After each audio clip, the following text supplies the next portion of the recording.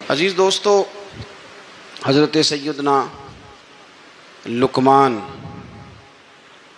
اپنے بیٹے کو نصیحت کرتے ہیں، اور قرآن مجید نے سورہ لقمان کے اندر آپ کی ان نصیحتوں کا ذکر فرمایا ہے۔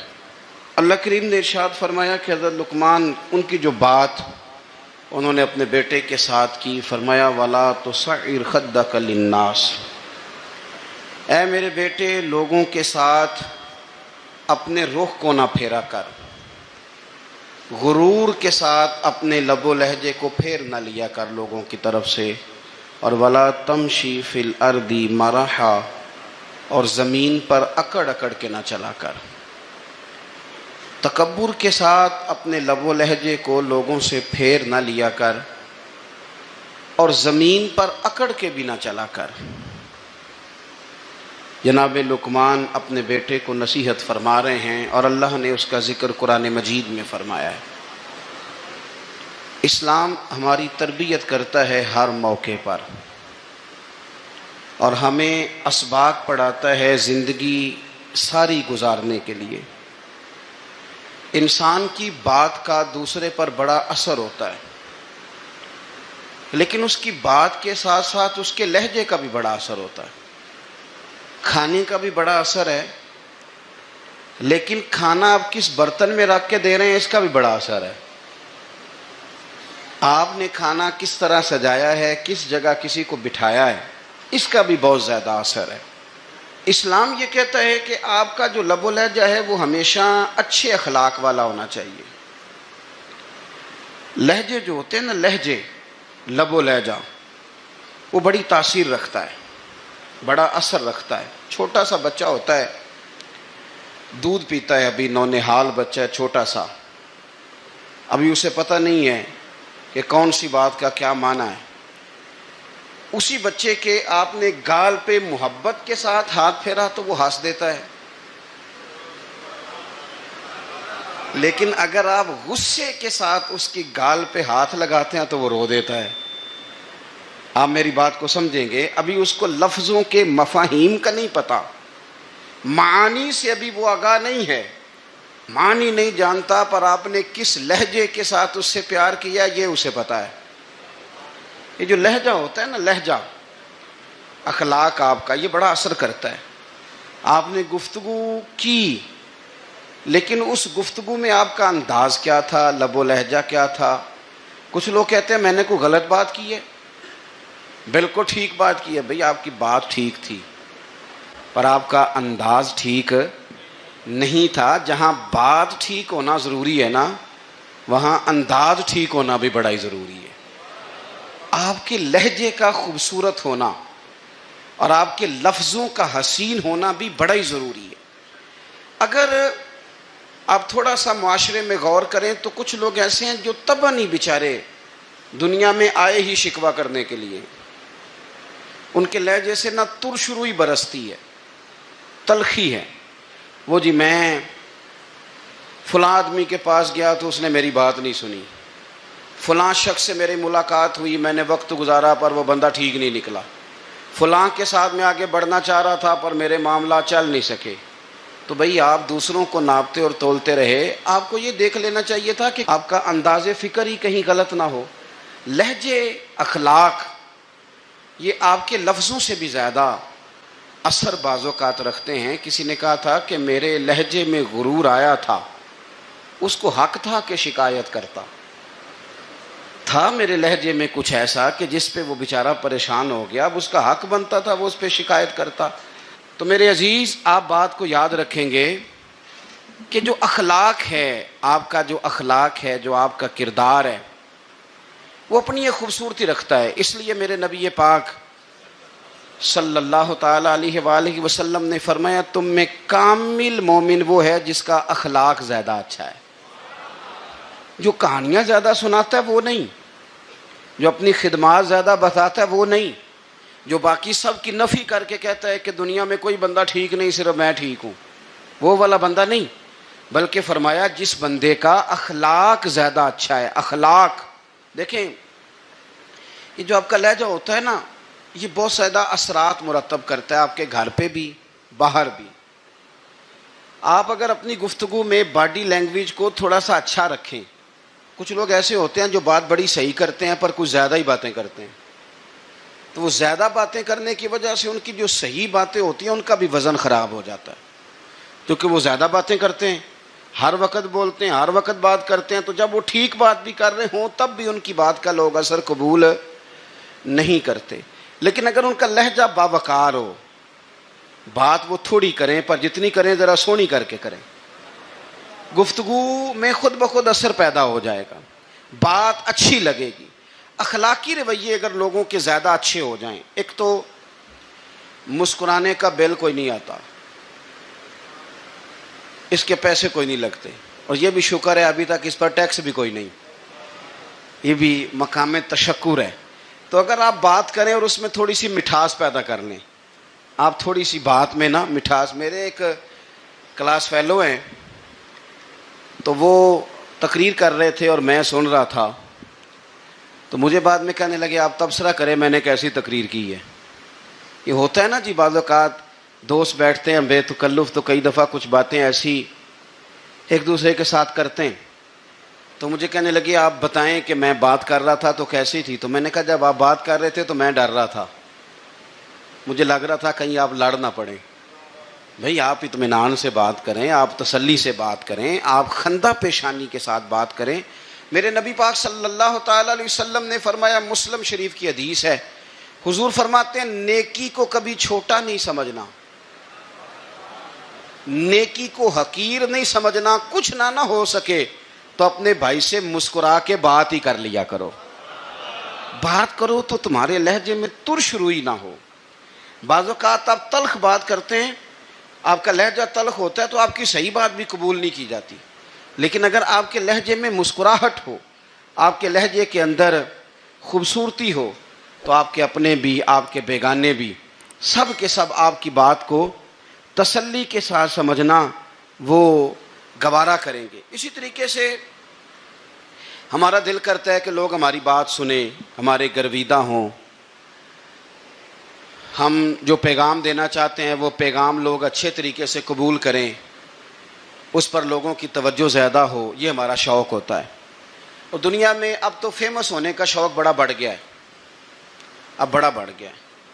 اب تو لوگوں کو نا شاید لوگ مقبولیت اسی کا نام لیتے ہیں کہ میرے اتنے لائکس ہیں، اتنے فالور ہیں، اتنے سارے لوگ ہیں تو شاید میں بڑا مقبول ہوں۔ یاد رکھنا،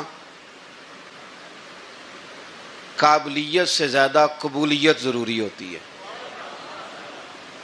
فالور کیا کریں گے اگر رب بھی راضی نہ ہوا تو؟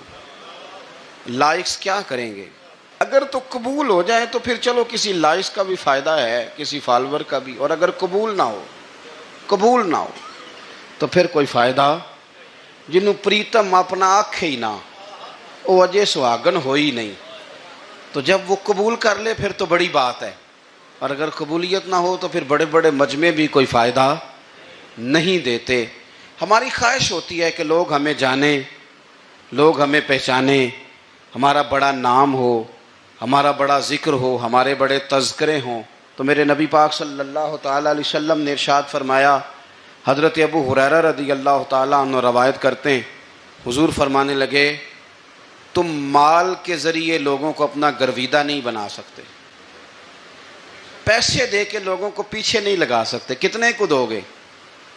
دیکھیں نا، پیسوں سے تو بندے کا لالچ شروع ہو جاتا ہے، ایک دفعہ دیں، پھر دوسری دفعہ دیں، پھر تیسری دفعہ دیں، روز دیں گے تو بندہ راضی ہوگا، اور اگر آپ نے 99 دفعہ دیا، ایک دفعہ نہیں دیا تو وہ ناراض ہو جاتا ہے، تو کتنا کو لالچ پورا کریں گے؟ تو حبیب پاک علیہ الصلوۃ والسلام فرمانے لگے تم پیسے دے کے لوگوں کو اپنا گرویدہ نہیں کر سکتے، ہاں خندہ پیشانی سے، حسن اخلاق سے ملو گے تو لوگ تمہارے گرویدہ ہو جائیں گے۔ تمہارا اخلاق، تمہاری خندہ پیشانی، تمہارا اچھا کردار، یہ لوگوں کو گرویدہ کر سکتا ہے۔ تو مال و دولت سے لوگ گرویدہ نہیں ہوتے۔ تو ہمارا وہ جو روزمرہ کا لوگوں کے ساتھ تعلق ہے، لب و لہجہ ہے، میں نے دیکھا ہے بہت سارے لوگ ایسے ہیں جن کے ساتھ لوگ آنا جانا، ملنا بیٹھنا آہستہ آہستہ چھوڑ دیتے ہیں، اور وہ کس لیے چھوڑ دیتے ہیں؟ وہ ان کے رویے کی وجہ سے چھوڑ دیتے ہیں۔ ان کے انداز فکر کی وجہ سے چھوڑ دیتے ہیں، ان کے شکووں کی وجہ سے چھوڑ دیتے ہیں۔ مزاج ہوتا ہے نا ہمارا کہ ہمیں شوق ہوتا ہے تعلق زیادہ لوگوں کے ساتھ ہو، اور پھر یہ بھی شرط ہوتی ہے کہ میں جس کے پاس جاؤں وہ مجھے یہی کہے کہ تو میرے ساتھ ہی پیار کر۔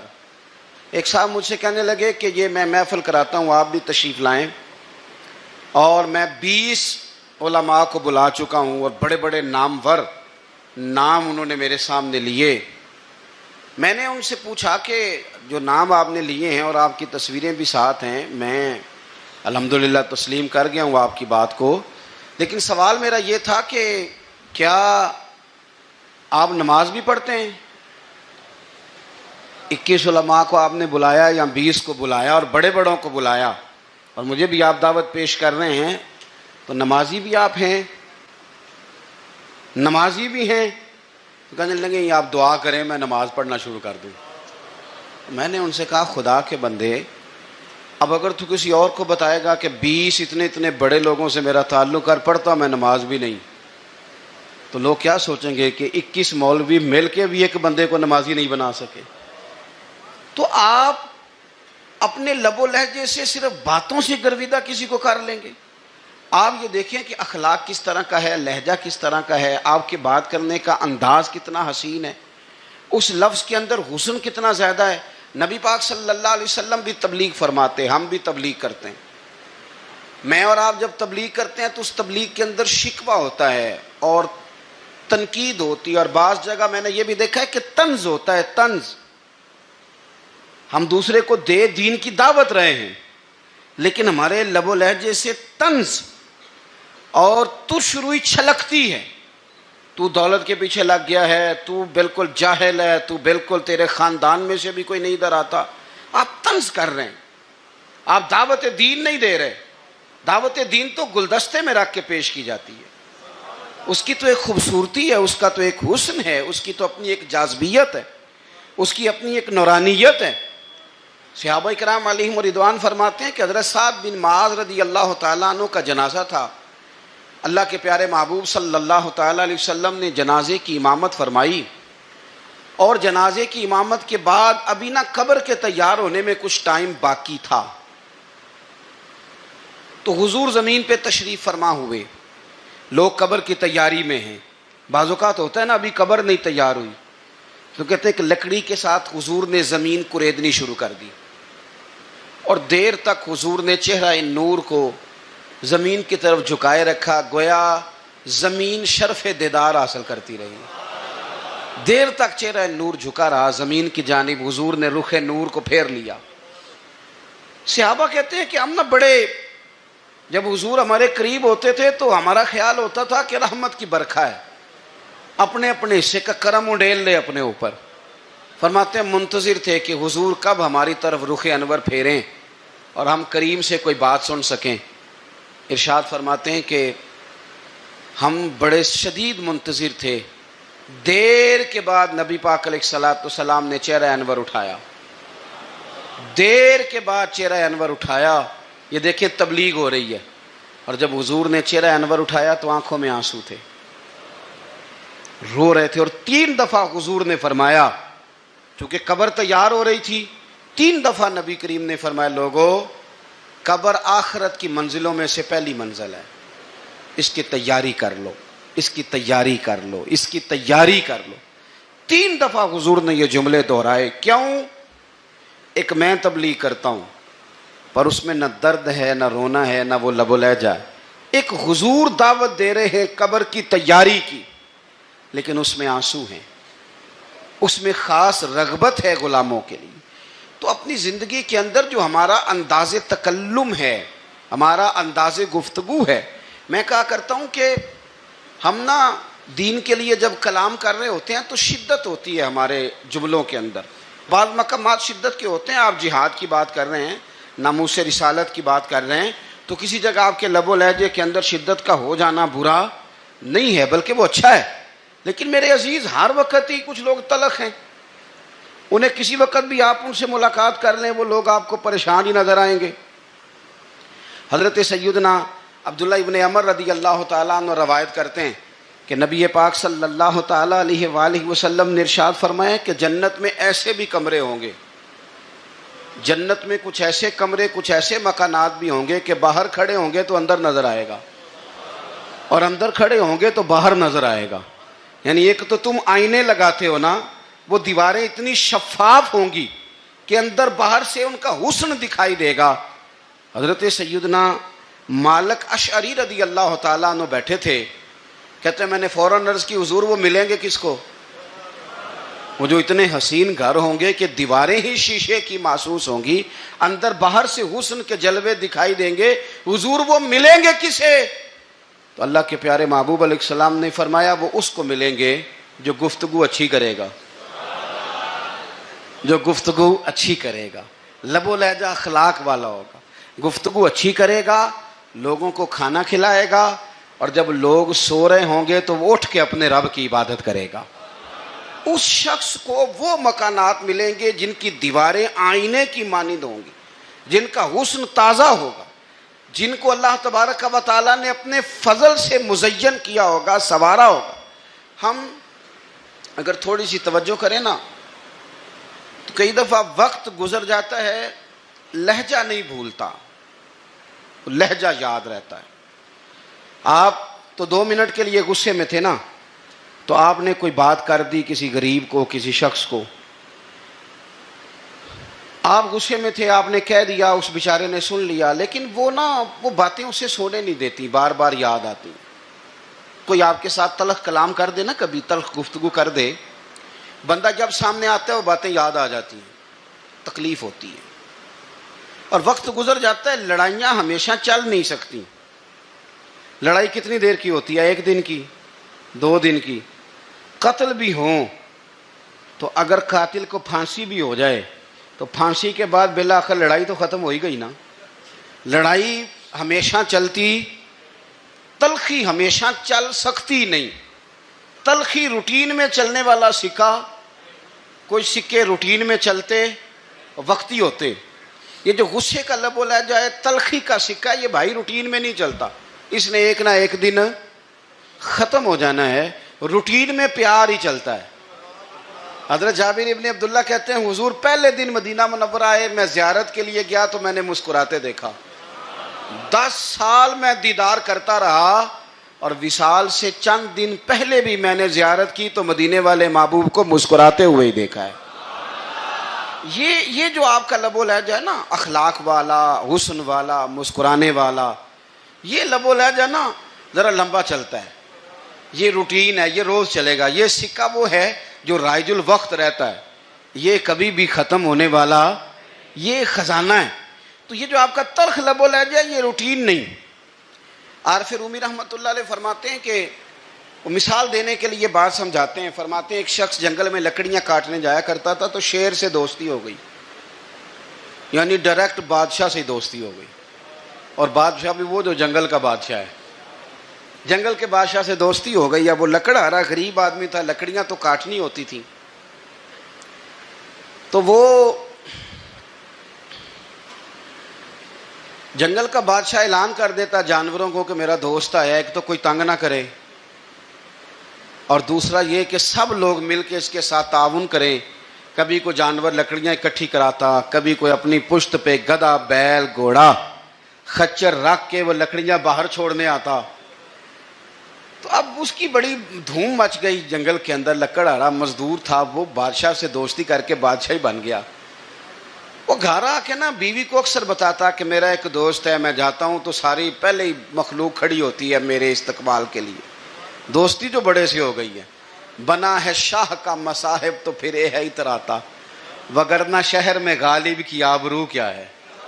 ہم نے تو پوچھتا ہی کوئی نہیں، یہ تو بنا ہے شاہ کا مصاحب تو پھر ہے اتراتا، وگرنہ شہر میں غالب کی آبرو کیا ہے. تو وہ لوگوں کو بتاتا، بیوی کو بھی بتاتا دوست ہے. تو بیوی کہنے لگی اتنی تو تعریفیں کرتا، یہ نہیں بتایا کہ وہ جنگل کا شیر ہے، بس نیرا دوست بتا دیا. بیوی کہنے لگ گئی کہ تو اتنا جو اس کا ذکر کرتا ہے تو کسی دن بلا نا، بلا کسی دن تاکہ اس کی دعوت کریں. اب اس نے پھر نہ اس کو پردے میں رکھا. کیا کہتے ہیں آج کل، سرپرائز دینا ہے. ان کا سرپرائز دینا ہے جی. پردے میں رکھا کہ وہ شیر ہے. تو وہ بلا لیا گھر. اب اس کے لیے کچا گوشت، ظاہر ہے شیر نے کچا گوشت سکھانا تھا.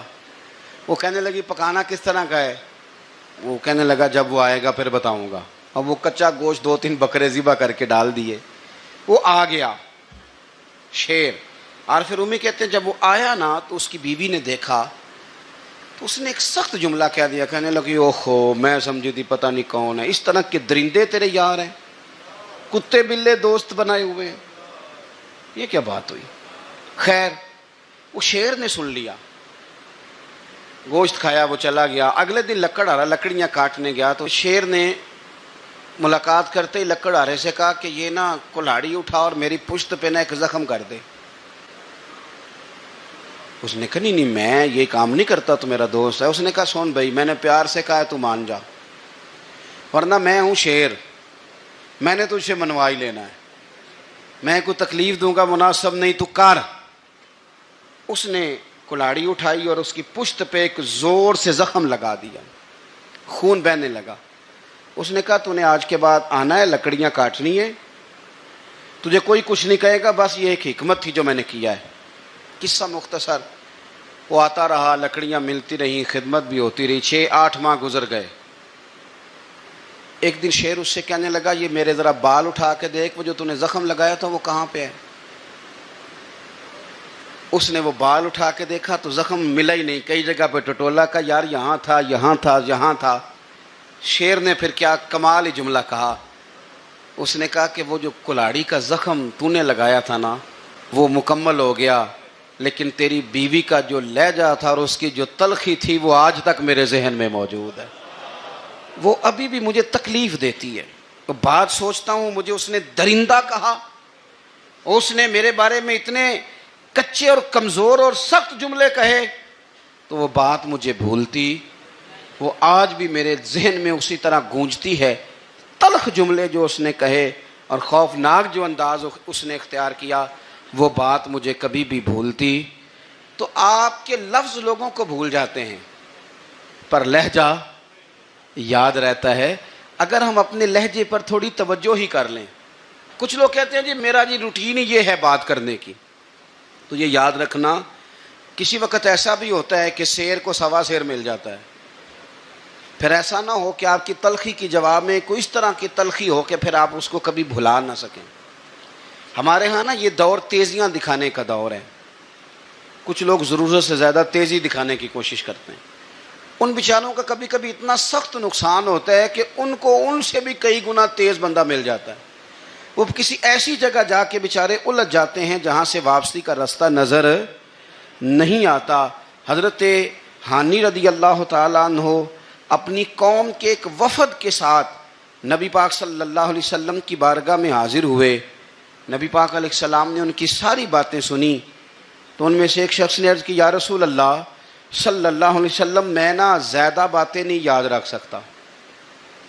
حضور میں شاید کمزور حافظے والا ہوں، زیادہ باتیں نہیں میں یاد رکھ سکتا.